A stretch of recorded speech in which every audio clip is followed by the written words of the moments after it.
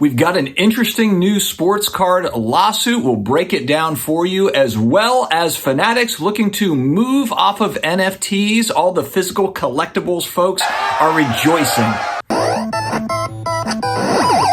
Stick around.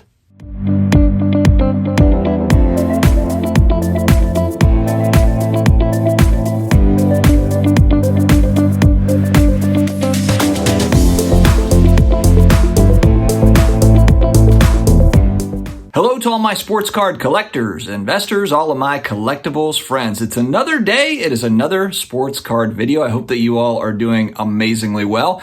If you're new here, you've never been here before, hit the big red button down below, the subscribe button. We're coming out with almost daily sports card collectible stuff, and we will keep rolling on. Also connect with me on IG if you're on there, and I'm also on the Twitter machine, the Sports Card Dad. Shout out to today's video sponsor, Drip Marketplace. Gotta check these guys out. It is a live streaming platform. All the sports cards, non-sports cards, collectible style stuff, comic books, Yu-Gi-Oh, Pokemon. They run the gamut. I will put the details in the video description as well as a pinned comment. Definitely check out Drip today. All right, guys, our favorite hobby attorney sleuth has come back with a review of a new lawsuit that has come out by Dave and Adams. This one is kind of interesting because it has broader implications potentially. And so he kind of breaks this down. Definitely follow Paul Lesko on Twitter. You got to. He's always coming out with just good insights, and just being an attorney in that particular world, he can actually talk on it, speak on it, and give good insights there. So Paul Lesko is the guy to follow. So essentially what happened here is Dave and Adams had a warehouse holding product, like probably a lot of places, and there was a roof leak. And approximately, they're claiming here, approximately $54,600 of damage was done to product. I believe it was hockey product, so who really cares?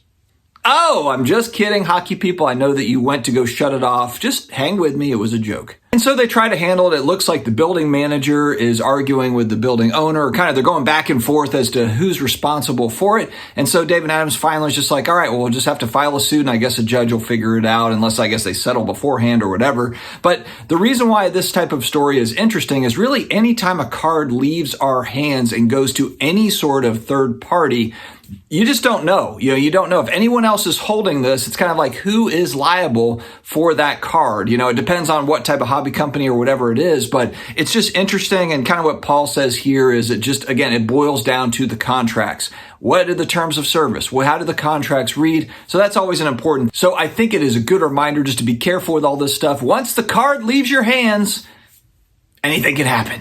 Interesting new report. CNBC reports that Fanatics is moving off from NFTs. Candy Digital. They had invested in Candy Digital, and Fanatics has been raising a ton of money. They just raised more money for mergers and acquisitions, was a lot of what they're looking to do. I'm so curious just to see kind of how they're going to do this, where they're going to invest, because they're divesting from Candy Digital. They're moving off of it. It looks like it's going to go back to, I believe, Galaxy is the original developer that's going to take it back over, Candy Digital. And essentially, if I'm reading this right, so Michael Rubin said, over the past year, it has become clear that NFTs are unlikely to be sustainable or profitable as a standalone business. Aside from physical collectibles driving 99% of the business, we believe digital products will have more value and utility when combined with physical collectibles. So the reason why this is also very interesting, if you go back about a year, maybe a little bit longer, Michael Rubin was talking about how they want Fanatics, when they took over Topps, to be the one-stop shop for the digital collector. Those were the words that were used. And so I'm kind of wondering now if he's rethinking that and just thinking, hey, we need to really focus on making sure our physical trading cards are right. Make sure that that business is really, really good. So again, expectations are just kind of through the roof for Fanatics as they take over the licenses.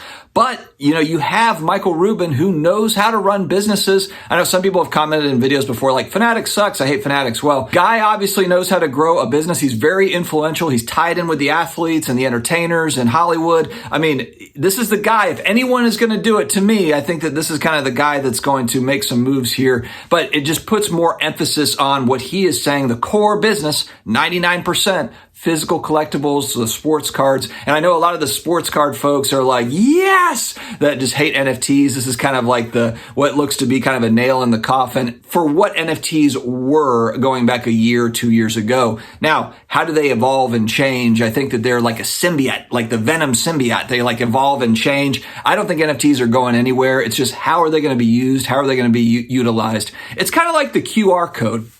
When they came out with the QR code, like 4 or 5 years ago, you remember how nobody used it? Nobody used it. It was kind of like this useless technology. And then all of a sudden the pandemic happens and you have to literally like scan the QR code just to get a menu at a restaurant. You never know. Technology is a weird thing. Guys, what do you think about these stories? David Adams. And then also we've got Fanatics moving off of NFTs. Let me know your thoughts in the comments below. Stay healthy, stay awesome, and I will talk to you again later.